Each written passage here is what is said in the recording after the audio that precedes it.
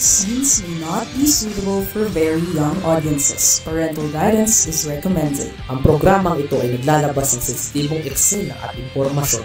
Striktong patnubay at gabay ng magulang ang kailangan.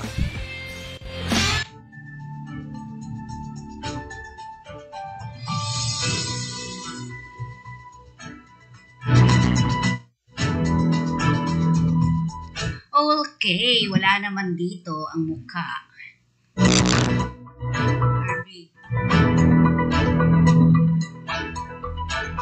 Okay, isang magandang araw po sa atin lahat mga kakampi. Ito naman po yung Unicorn Penny Codemus para sa ating balitang halian everyday. So this is last diba? Friday na po. And weekend na naman. Ingat-ingat sa biyahe. Okay, tingnan natin ating kakalsadahan. Wala pa? Okay, ang ating ulat panahon. Wala rin? Wala?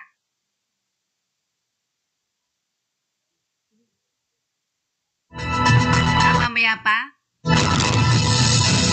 Okay, para sa ating kabuuan ng ating programa, tayo muna ay magbalitang tidbits.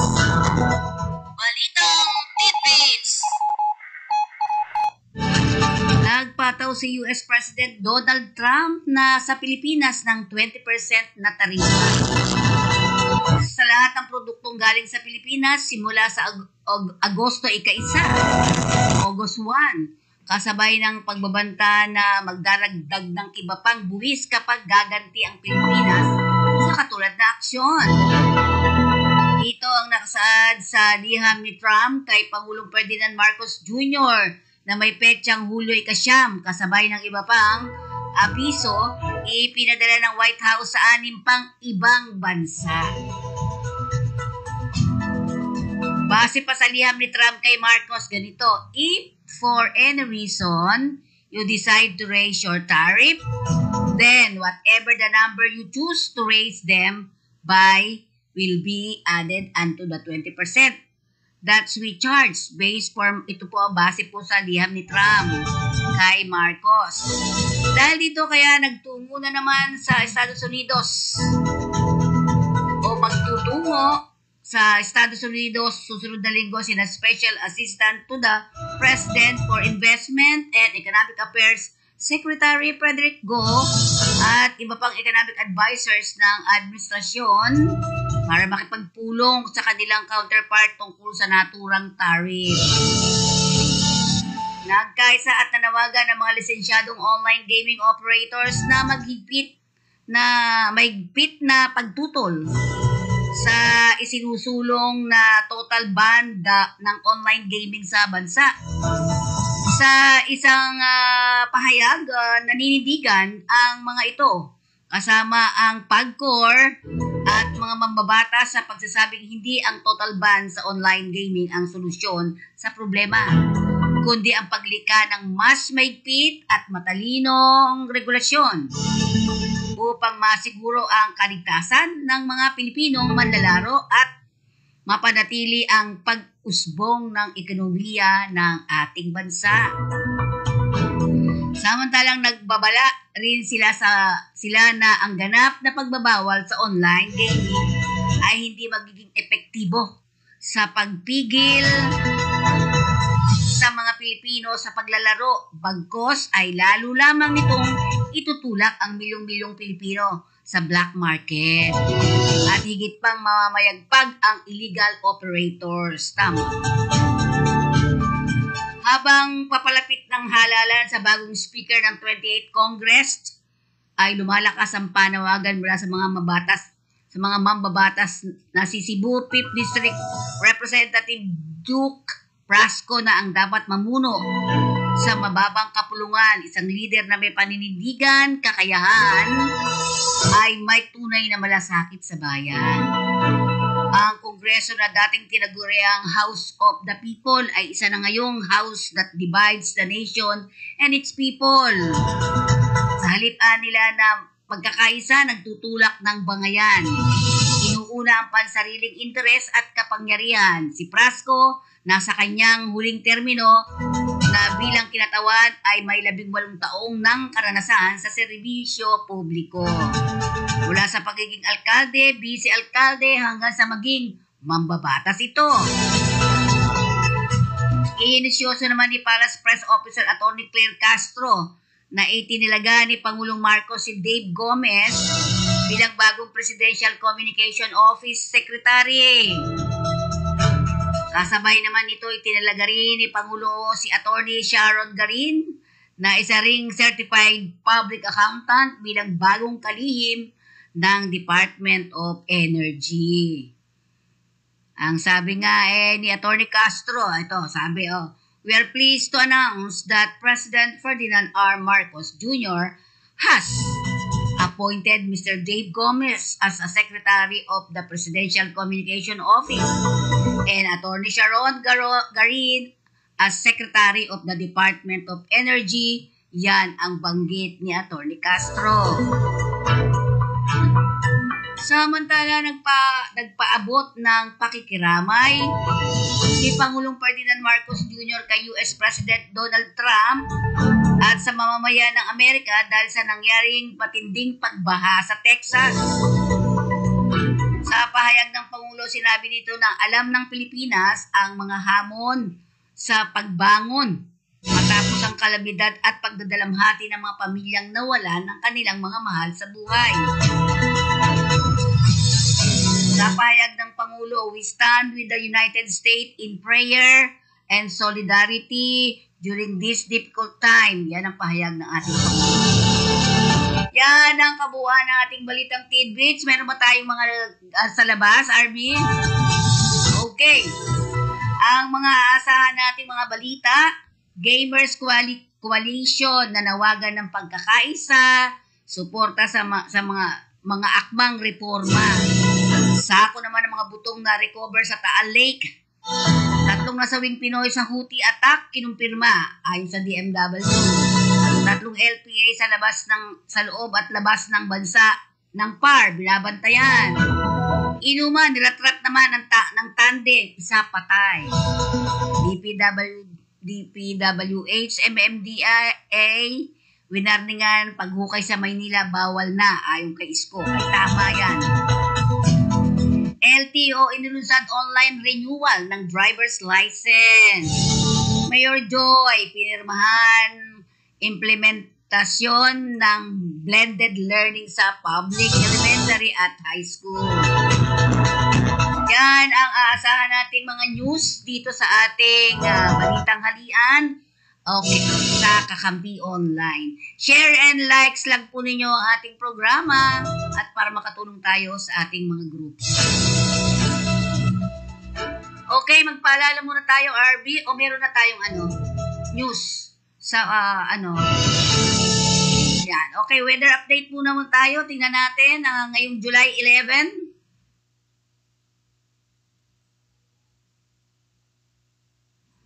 Sa pamamagitan ni Lori Jean de la Cruz Galicia, ang weather specialist, RB.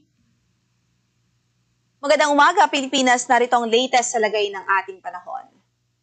Sa buong bansa ay habagat pa rin ang weather system na nakakaapekto at inaasahan nating patuloy na magdudulot ng pag-ulan sa malaking bahagi po ng ating bansa. Mataas pa rin ang tsansa ng katamtaman hanggang sa malakas na mga pag-ulan dito po sa Occidental Mindoro, Palawan Province, sa Western Visayas at Negros Island Region dahil pa rin po yan sa habagat o southwest monsoon. Samantala dito sa Metro Manila at mga karatig lugar katulad na lamang sa Zambales, Bataan, Cavite, Batangas, maging dito po sa natitirang bahagi pa ng Visayas at sa buong Mindanao, maging dito po sa Batanes at Babuyan Islands, inaasahan pa rin natin ang maulap na papauring sa maghapong ito at mga kalat-kalat na bagulan at pagkidlat pagkulog any time of the day dahil pa rin po yan sa southwest monsoon o habagat. Samantala sa loob po ng ating Tropical Cyclone Information Domain ay meron po tayong minomonitor na 2 weather system. Nariyan nga po yung isang LPA sa silangang bahagi ng bansa. Nasa labas po yan ng ating area of responsibility at base sa ating latest na ating data, huling nakita yan sa layong 2,030 kilometers hilagang silangan o silangan hilagang silangan ng extreme northern Luzon. So malayo naman po yan sa atin at wala po itong direktang epekto ngayon sa anumang bahagi ng ating kalupaan. Based na rin sa ating latest na analysis dito, ay nananatili pong mataas ang tsansa na mabuo ito bilang isang bagyo in the next 24 hours. Pero based na rin sa magiging movement niya sa forecast natin, papalayo naman po ito at hindi po ito inaasahang makakaapekto sa anumang bahagi ng ating kalupaan. Gayunman, patuloy pa rin po tayong mag-antabay sa magiging updates ng Pag-asa should there be significant changes tungkol po dito sa weather system. Samantala, meron pa tayong isang LPA na minomonitor sa kanlurang bahagi naman ng bansa. Huling nakita itong LPA na ito sa layong 760 kilometers kanluran, hilagang kanluran ng Itbay at Batanes. Ito po yung remnant low ng dating si Bagyong Bising at ngayon ay wala naman din po itong any effect sa anumang bahagi ng ating landmass. Gayunpaman, patuloy pa rin po tayong mag-antabay sa mga updates ng Pag-asa ukol sa mga weather disturbances na nariyan po sa ating Tropical Cyclone Information Domain at lalong-lalo na yung nasa loob ng ating area of responsibility na weather system na nakakaapekto sa atin, which is at this time ay habagat o southwest monsoon. Inaanyayahan din po natin ang ating publiko na bisitahin ang website na panahon.gov.ph para po sa mga real-time thunderstorm at rainfall advisories at updates. Kung meron man po sa inyong mga lugar na mga in-effect na any warnings or updates dahil pa rin nga po sa mga pagulan na ito dulot ng habagat. Samantala para sa pagtayo ng ating panahon sa araw na ito, mananatili pong maulap ang papaurin at mataas po yung tsansa ng katamtaman hanggang sa malakas na mga pagulan dito sa Occidental Mindoro at sa Palawan Province. Dito naman sa Metro Manila at mga karatig lugar sa Zambales, Bataan, Cavite, Batangas, maging dito sa Batanes at Babuyan Islands, inaasahan pa rin natin ng maulap na papaurin at mga kalat-kalat na pagulan at pagkidlat, pagkulog dahil pa rin po sa habagat. Sa natitirang bahagi naman ng Luzon, asahan natin ay generally bahagyang maulap hanggang sa maulap ang papaurin at posible pa rin ho mga thunderstorms, lalong-lalo na po sa hapon at gabi. Para naman sa pagtayo ng ating temperatura sa Metro Manila from 25 to 31 degrees Celsius, ang inaasahan sa araw na ito sa Baguio naman ay 17 to 23 degrees Celsius, 25 to 30 degrees Celsius sa Lawag City, habang 24 to 32 degrees Celsius sa Tugigaraw at 26 to 32 degrees Celsius naman sa Legazpi City. Sa Tagaytay ay malamig pa rin from 22 to 27 degrees Celsius. Lumako naman ho tayo sa Kabisayaan at Mindanao. Inaasahan pa rin natin ang maulap na papaurin at mataas ang tsansa ng malalakas na pag-ulan sa maghapong ito o within the next 24 hours dito po sa Western Visayas at Negros Island region, epekto pa rin po ng habagat sa southwest monsoon. Sa natitirang bahagi naman ng Kabisayaan at sa buong Mindanao, magiging maulap ang araw na ito at mataas po yung tsansa ng mga pag-ulan. Light to moderate rains na kuminsan ay may malalakas ding pagbuhos dahil po sa southwest monsoon o habagat. Para naman sa pagtayo ng ating temperatura sa Tacloban from 26 to 32 degrees Celsius, 27 to 32 degrees Celsius sa Cebu, habang 25 or 26 to 31 degrees Celsius sa Puerto Princesa City, 25 naman to 30 degrees Celsius sa Kalayaan Islands at 25 to 31 degrees Celsius sa Iloilo City. Sa Cagayan naman ay 24 to 32 degrees Celsius, 25 to 32 sa Davao City at 24 to 31 degrees Celsius sa Zamboanga City. Kasalukuyan ay wala rin po tayong gale warning na nakataas sa anumang bahagi ng ating mga baybaying dagat, katamtaman hanggang sa maalong kondisyon na karagatan lamang ang nakikita po natin dito sa western at northern section ng Luzon. Kaya iba yung pag-iingat pa rin po ang ating abiso sa ating mandaragat doon, especially yung mga gumagamit ng maliliit na sasakyang pandagat dahil delikado pa rin po yung maalon na kondisyon ng karagatan at lalo't prevailing pa rin po ngayon ang southwest monsoon o habagat sa bansa. Ang sunrise natin for today is 5:34 in the morning at lulubog ang araw mamaya sa ganap na alas 6:30 ng gabi. Ito po si Lori de la Cruz Galicia. Magandang araw po.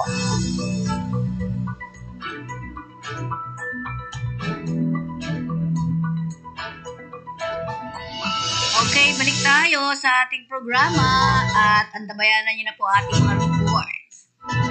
Nananawagan ng Gaming Advocates for Meaningful and Ethical Reforms Coalition Incorporated or Gamers Coalition.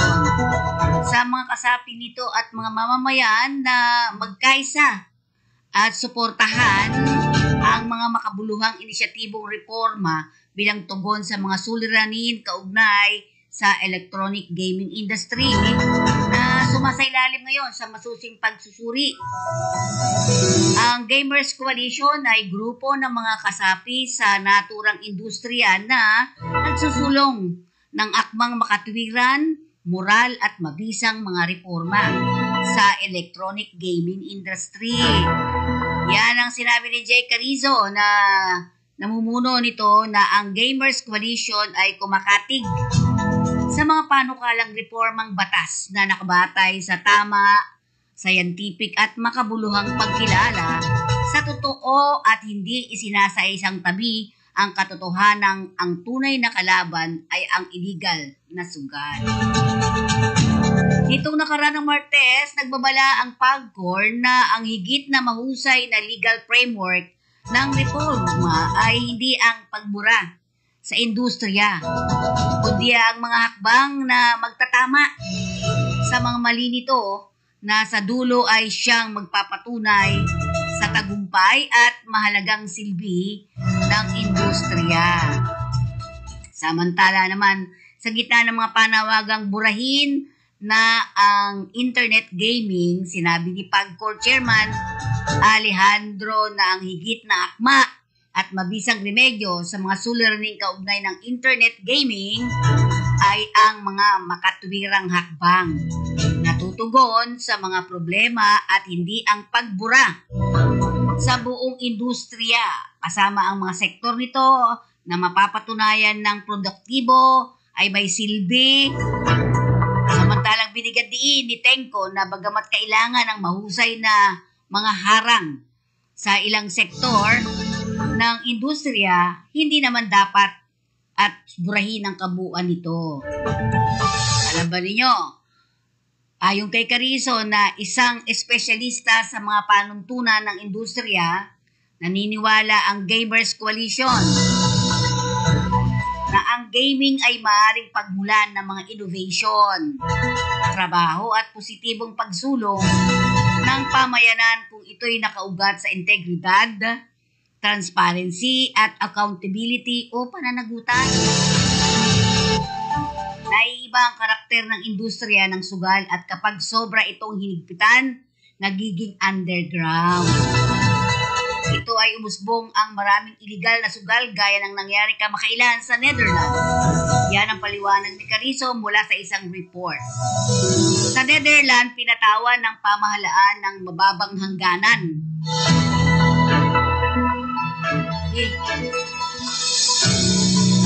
Ang deposit limits ng online gaming upang di umanay bigyang proteksyon ang mga nagsusugal.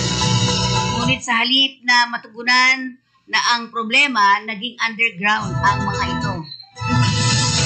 Sa ngayon, maraming mga sugarol na ang nagtatago sa mga illegal at hindi nasusubaybayang mga online gaming platform. Isang kaganapan naglalagay sa kanila sa banta ng kapahamakan at nagsusulong sa paglipana ng mga illegal na sugal. Dahil dito, higit ng mainam at mabisa di umano ang regulated, ang responsableng gaming na kung saan higit na ligtas sa panganib ang mga sugarol at bayan.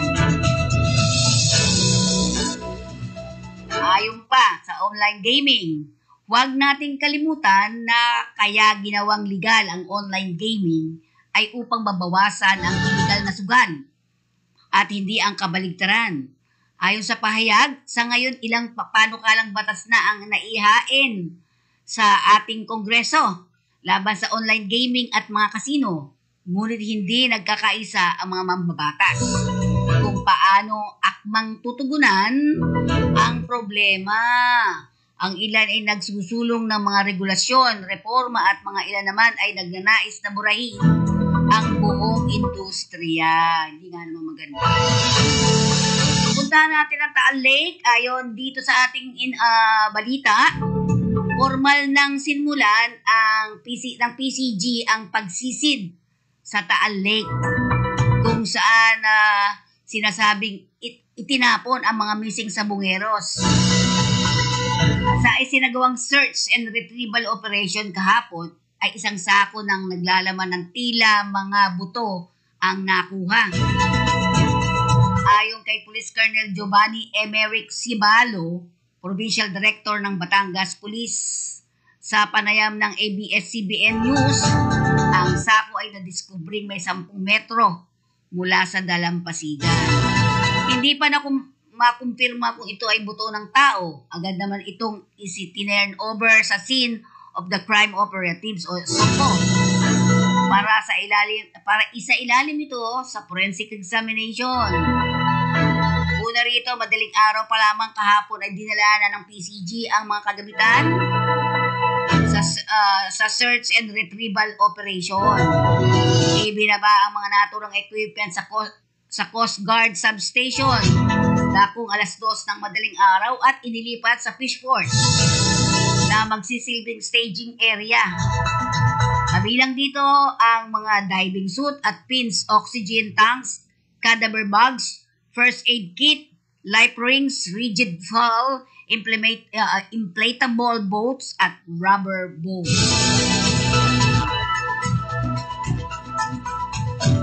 Sinabi ni PCG spokesperson Captain Noemi Kayabyab na ang operasyon ay inumpisahan sa lake mapping at site assessment sa Ground Zero o Pispan area na isa sa mga suspect. Bit-bit ng PCG sa lugar ang unmanned aerial vehicles o remotely operated vehicles o drones. Ang PNP, CIDG ang mga ngalaga sa seguridad sa bisinidad ng Taal Lake at ilang bahagi ng Laguna. Ang search and retrieval operation ay palalakasin ng mga divers ng NAVSCOM. Taal Lake ang isa sa pinakamalalim na lake sa Pilipinas. Ito ay may lalim na 170 to 200 meters. Malalim talaga. Merong volcanic activity dito kaya ang plano dito ng Philippine Navy ay i-send out muna namin yung aming unmanned drones para makita ang kondisyon sa ilalim at last resort na ang pag-send ng ating technical divers. Yan ang saad naman ni Captain Percy Alcos, ang spokesperson ng Philippine Navy. 3 team o 12 divers ang i-deploy ng Navy sa mga kakayahan na may kakayahan na sumisid ng 94 metrong lalim sa katubigan o halos kalahati ng kabuuang lalim ng lawa habang gamit dito ang mga underwater drone. Sa ilang mga balita pa, una nang binunyag ng akusadong si Julie Patidongan na ang missing sabungeros ay itinapon sa Taal Lake. Tinukoy pa niya ang negosyating si Atong Ang na siyang umano ang utak sa krimen at isinangkot sa kaso ng aktres na si Gretchen Barreto na napabalitang malapit sa negosyante. At of course, mariin naman nilang pinabulaanan ng mga aligasyon. Ayon sa otoridad, ang pinakamalalim na bahagi ng lawa ay aabot sa 198 metro. At tumbas ito ng 6 na palapag na gusali. Malalim nga, ano? Samantala, kinumpirma pa ng Department of Migrant Workers ang ulat na may 3 Pinoy na nasawi sa barko ng MV Eternity Sea na inatake at pinalubog ng Houthi rebels sa Yemen. Kinukumpirma pa natin ito. It is just the information that we know from the UKMTO or United Kingdom Maritime Trade Organization through our Defense Attaché ni DMW Secretary Hans Leo Kakdak. Sa press briefing sa Malacanang, ayon kay Kakdak, 22 ang crew ng MV Eternity Sea, 21 dito ay mga Pinoy at 5 ang nakaligtas sa paglubog ng barko. With the rescue of 5 ay 16 na sa ngayon ang inaantabayanan pa rin kung ano na ang kinararatnan ng 16. Mayroon pa ring search operation as far as we know, ang patuloy na paghanap sa kanila. Yan ang banggit ni Kakdak. Ang mga nakaligtas naman 5 Pinoy ay dinala sa isang ligtas na lugar at tiniyak ang lahat ng kakailanganing tulong para sa mga ito. Habang sinusulit ito, 3 pang Pinoy ang inulat na na-rescue. May 5 at 3, di 8 na. Samantalang sinuspindi naman ng DMW ang lisensya ng Manning Agency at principal ng mga tripulanting Pinoy ng MV Eternity Sea. Sa ilalim kasi ng DMW Department Order 1 na inisyu noong March 2024, ang mga ship owners at Manning Agency ay mandated na i-report hinggil sa planong pagdaan sa kanilang barko sa Red Sea at Gulf of Eden. At tiyakin ang kanilang Filipino crew members ay naimpormahan sa panganib na maaaring idulot nito. Mayroon din umanong karapatan ang mga tripulante na tumangging maglayag sa mga naturang mapanganib na lugar. Army, paalala tayo. Ano nga ba maghanap ng trabaho? Saan tayo magsisimula? Una, mga job fairs. Diyan, pwede tayo. Ang mga job fair ay mga event kung saan maraming kumpanya ang nagsasama-sama upang mag-alok ng trabaho. Magandang pagkakataon ito para personal na makausap ang mga potensyal employer at direktang mag-apply ng trabaho. Pangalawa, Public Employment Service Office. Ito ang mga opisina ng gobyerno na tumutulong sa mga naghahanap ng trabaho. Sila ay nag-aalok ng iba't ibang serbisyo tulad ng job matching, career counseling, at pagsasanay para mapadali ang paghahanap ng trabaho. Ikatlo, online job portals. Ito yung JobStreet, Indeed, etc. Ang mga online job portal ay may mga website na kung saan maaaring maghanap at mag-apply ng trabaho online. Dito, maraming job listing mula sa iba't ibang kumpanya at industriya. Pwede rin itong mag-set up ng alerts para malaman agad kung may bagong job opening na akma sa inyong profile. Ika-4, social media Facebook link. Ang social media platform tulad ng Facebook at Link ay nagiging popular rin sa paghahanda o paghahanap ng trabaho.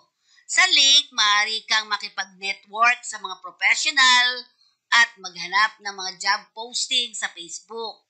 May mga grupo o pages na nagpo-post ng job vacancies.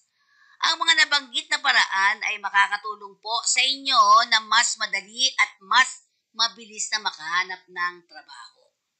Importante lang na subukan ng iba't ibang paraan upang makita kung alin ang pinaka-epektibo para sa inyo.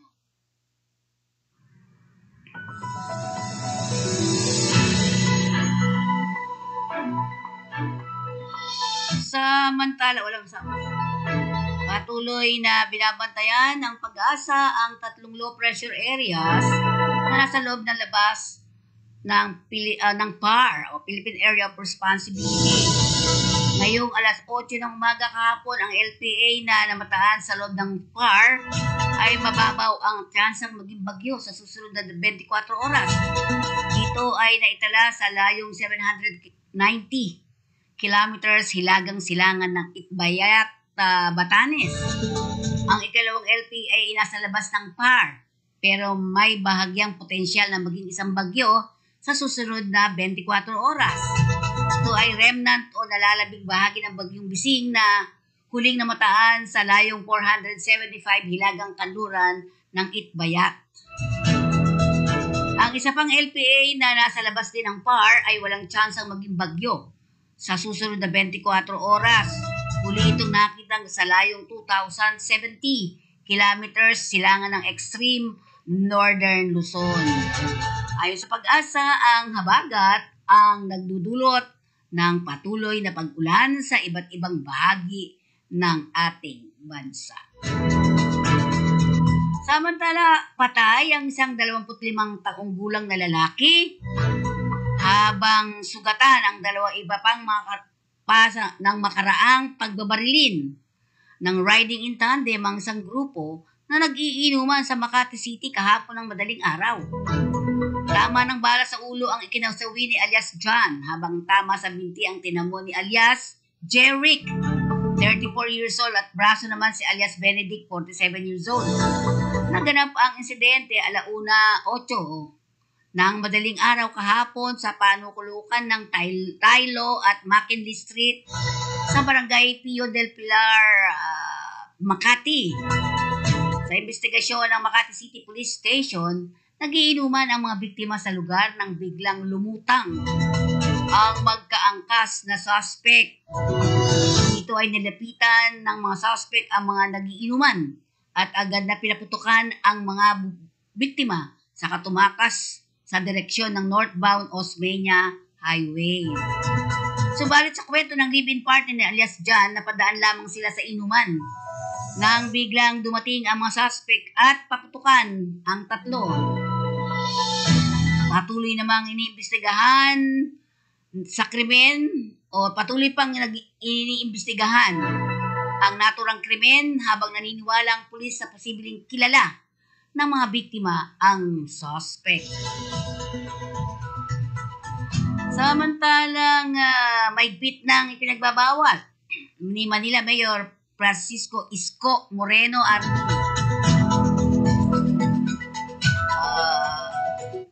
Francisco Isko Moreno Dumagoso ang paghukay sa kalsada o infrastructure project na walang pahintulot ng city government. Ang pahayag ni Dumagoso ay kasabay ng interagency meeting na dinaluhan ng Department of Public Works and Highway, DPWH, MMDA, Maynilad. Ayan, Maynilad, taon ang binibilang nyo. Manila Water City Disaster Risk Reduction and Management Office o CDRRMO. At ang DEPW o Department of Engineering and Public Works kaugnay ng Drainage Master Plan ng lungsod. Punta po kayo sa may Mabini, taon na po binilang yan, Maynilad. We will not approve your permit, sabi ni Dumagoso, kapag hindi align sa City Drainage Master Plan namin.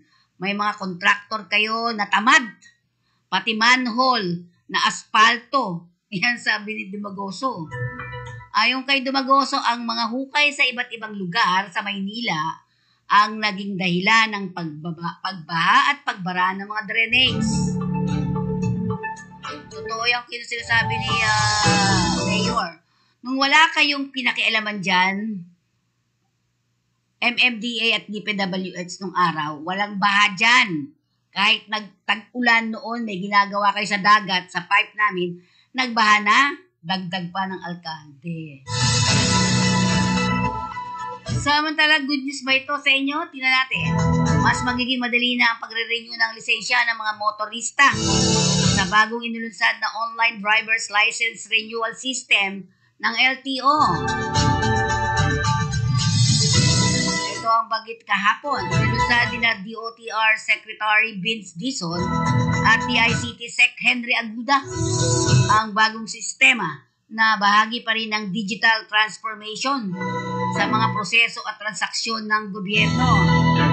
Sa naturang online service, nakapaloob sa eGov.ph na isang mobile apps, matatagpuan ang iba't ibang online services ng gobyerno, kabilang online renewal ng driver's license online, medical examination online driver's enhancement program, exam at mode payment. Ayon naman kay Dizon, sa tulong ng bagong sistema, mababawasan na ang mahabang pila sa mga tanggapan ng ahensya at mabibigyan ng mas maginhawang opsyon ang mga motorista para sa kanilang license renewal. Makakatulong rin aniya ito sa mga OFW na makapag-renew kahit nasa ibang bansa at mabawasan na rin ang mga na bibiktima ng fixers. Wala na kayong trabaho. Samantalang pinirmahan na ni Quezon City Mayor Joy Belmonte ang Ordinance Number SP 3405 as S-2025 na nagpapatupad ng blended learning program sa lahat ng public elementary at high school sa lungsod. Ayon kay Belmonte, tinugunan ng ordinansa ang mga hamon sa sektor ng edukasyon tulad ng kakulangan sa silid-aralan, overcrowding at tumataas na bilang ng class suspension dahil sa bagyo, mainit na panahon at iba na ang dulot ng climate change. Ayon pa kay Mayor Belmonte, by institutionalizing DepEd's flexible learning policy through this ordinance, Quezon City is turning national guidance into real action. We are investing in our schools so that learning doesn't stop, whether it's due to natural disaster, heat waves, or simply not having enough classrooms. Yan ang banggit ng ating mayora. Nilinaw ng alkalde na mananatili ang classroom-based education dahil ito pa rin ang foundation ng public school system. Dagdag pa ni Belmonte, we've learned from the pandemic and climate-related disruption that education must be flexible. Tama. Tanggap naman ni Quezon City School Division Superintendent Carlin Cedilla ang ordinansa dahil kinikilala naman ng DepEd ang flexible learnings. Yan ang mga balita natin sa araw na ito, Harvey.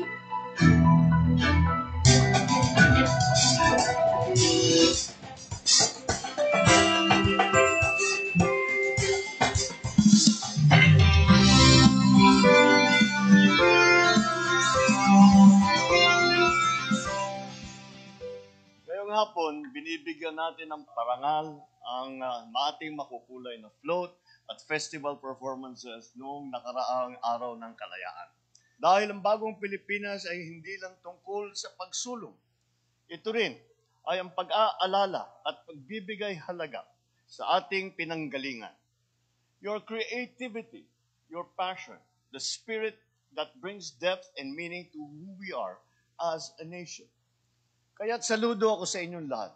I hope that the spark that you have within you to join these kinds of festivities, that it will never leave. It will never leave your heart, and it will never leave your creative spirit. Because we are not just preserving our culture when we do this. We preserve it for the next generation, but more so, we are living our culture. We are living it proudly and joyfully and meaningfully. Ipakita natin na tayo ang tagapagmana ng tapang, talino at malasakit ng ating mga ninuno. Tayo ang mga bagong Pilipino. Katulad nila, may disiplina, may husay, may panindigan ipaglaban ang kinabukasan ang ating inang bayan.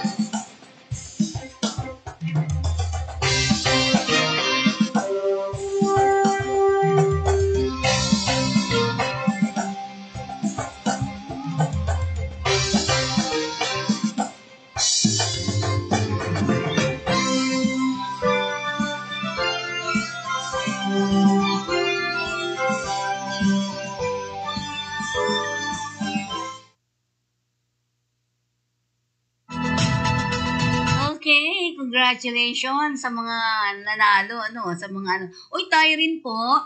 May gaganapin tayong gabi ng parangal sa August 31. Okay, tayo ngayon ay magbalita naman sa ating trabaho patrol. May bago ba?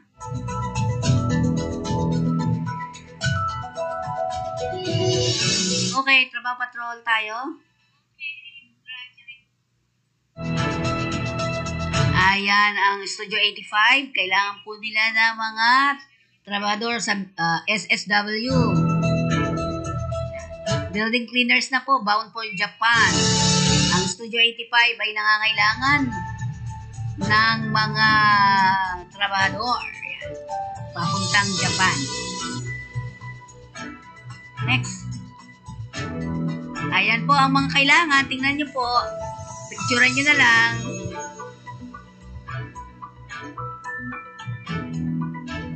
Ayan, next natin.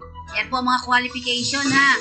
At pwede kayong magpunta sa second floors, hanggang 5th floor sa commercial building nila. Ito yung may main office sa 2118 Corner Liberista Street, Hill Puyat, Pasay. Yan. Monday to Friday po, 9 to 5 ang open nila.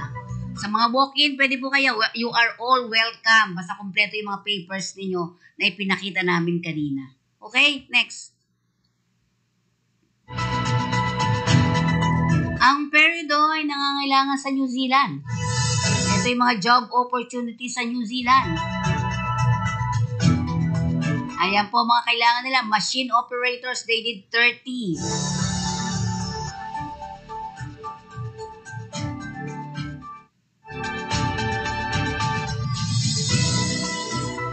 Okay.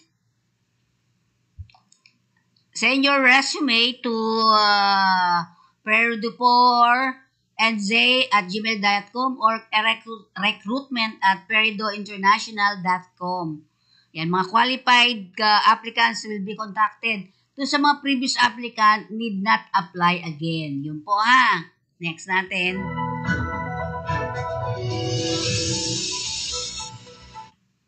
Yan, Japan is hiring gas piping construction worker ayon sa Magsaysay. Ayan. Qualification nito, male, 22 to 35 years old. Lalaki po ha. Kailangan walang tato. High school or vocational graduate with at least 1 year related work experience in gas piping construction, preferably with COE.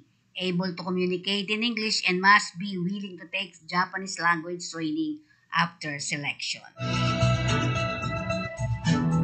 Okay. So you can apply now. Yan is scan your QR code, RB. RB, di ba may ano yan? Scan QR code? Hindi, malaki-laki. Ayan, okay. So, ang Magsaysay Global Service Incorporated ay wala, lahat po ng binabanggit natin dito ha. Ethical recruitment na tayo. Ibig sabihin, wala kayong babayaran. Ito ay nasa 7th floor, Times Plaza Building, UN Avenue, Corner Top Avenue, Metro Manila. Puntahan lang po ninyo ang Magsaysay Global Services Incorporated. Okay, next natin. 40 domestic workers naman ang kailangan ng iQuest papuntang Singapore. 40 domestic workers bound to Singapore. Next. At July 25 po ang final screening ha. Yan. Sa mga matatanggap, they offer financial support to selected applicants. Ayan. Okay? It's www.eqmanpower.ph. Standard qualification, ayan po, 24 years old hanggang 38. At least high school graduate, no tattoo, can speak and understand English. Ang mga requirements, ayan po. At scan the QR code, ayun. Scan the QR code, Carbim. Ayan. Ayan po, scan nyo yan, at diyan kayo sa loob yan, papasok ng mga kailangan nila dyan. Yan. Then, Wait na lang ninyo kung kailan kayo tatawagan. Minsan sa email, kailangan may email kayo. Sa Germany naman, ang Global Gate is looking for mga registered nurse papuntang Germany. Okay? At least 2 years experience in the same field, must have a valid PRC license, willing to undergo German language training. Ayan. Sa Saudi Arabia naman, kailangan ng Dr. Sulaiman Al-Habib Medical Group. Sa Sehat Al-Suwedi Medical Company, LLC, Al-Ryan Hospital for Healthcare Company, Buraida Takhasusi Hospital for Healthcare Company, DMW accreditation po, lahat yan na naka-accredit po yan. Accredited by the DMW. Kailangan nila ng mga staff nurse. Ano ba ang mga qualification? Bachelor of Science in Nursing, female registered nurse, 1 year experience as a staff nurse in hospital, clinic, community, or rural health. Fresh graduate may apply. Yan. Okay. Next. You can apply online sa arms.lbsrecruitment.com. Yung po mga nurses na sinasabi natin. Ayan. At you can send your updated CV to apply shipyard@lbsrecruitment.com.ph. Ito po yung matatagpuan sa number 610, Gutchangco Building, TM Calao Street, corner M, Morosa Street, Ermita, Manila. Yan. Ang EGM, they are looking welfare desk officer. Accredited by DMW din. Ayan po, kailangan nakagraduate kayo ng bachelor degree in psychology, political science, or any related courses. At least 1 year experience in social work, counseling, case management, or related fields. Experience as welfare desk officer in the international recruitment industry is a plus. Okay? Exceptional interpersonal and communication skills. Kailangan may empathy ka, may cultural sensitivity ka, strong problem-solving abilities, and a proven ability to work effectively with diverse individuals. You can submit your CV to hr@egmpjobs.com, admin@egmpjobs.com. Ayan. Santiago Abisilla, pwede ka pa mag-apply. Ang opisina nila ay meron sila sa Makati, 3rd floor, MJ Building, 1175 Chino Roses Avenue, Makati, Metro Manila. Sa Cebu, meron silang, nandun sila sa room 211, LDM Building, corner Legazpi Street at MJ Cuenco Street, Cebu City. Yan. Sa Davao, meron silang door 2, Nicolas Building, Elpidio Quirino Avenue, Poblacion District, Davao City. Davao del Sur. Ang Pisces, bound for Kuwait. Okay, manpower pooling ha. Kailangan nila sa Aldo Ready-Made Food Company. Yan. Tingnan natin. Kailangan nila ng Research and Development Manager, QA, QC Manager. Manpower pooling po na, wala din bayad po ito. Ayan mga posisyon na kailangan nila. QA, QC Manager, Research and Development Manager, RB. Okay, ayan po ang mga pwede yung tawagan kapag kayo ay ang pinaka-main office nila kasi yan. Nakita niyo may mga telephone number doon. Sa Bacolod, meron din sila, si Marie Buhok. Yan, sa CDO, si Marites Ogo. Dito, ang main office nila ay nandito sa 490 San Martin de Porres Street, San Antonio Valley 1, Parañaque City, Metro Manila. Yan. Mayroon sila sa Parañaque, Makati, Bacolod, Cagayan de Oro. Yan. Ang Pisces, di ba? Okay, you can scan the QR code also. Tingnan natin. Yan. Scan niyo po yung QR code na yan o pumasok kayo sa kanilang website. Makikita niyo yan. Okay, next natin. Yan. Ang CF Sharp Crew Management Incorporated ay nasa 290 Casa Rocha Building, General Luna Street, Intramuros, Manila. ASD vessel, open position, Master Chief Officer po yan. Yan. You send your CV to RB. Send your CV to, ayan. Tingnan nyo mabuti ha. recruithire@cfsharp.com. Yun po. Yan yung mga number Facebook nila. Yan po. CF Sharp Recruitment. Ayan. Okay. Okay. Ayan na. Nasabi ko na yan. Okay. Mayroon pa tayo. September Star naman. Ayan. Ito'y nasa, malapit to sa amin. 1690 DN Street, Barangay San Isidro, Makati City, Philippines. Wala akong sounds. Ha? Ayan po, ang mga kailangan nila. Ano ba? Military uniform. Ito yata yung mga mananahi, ano?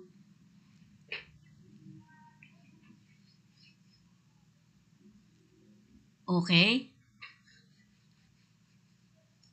Yan. You can contact them, male or female, 25 to 45 years old.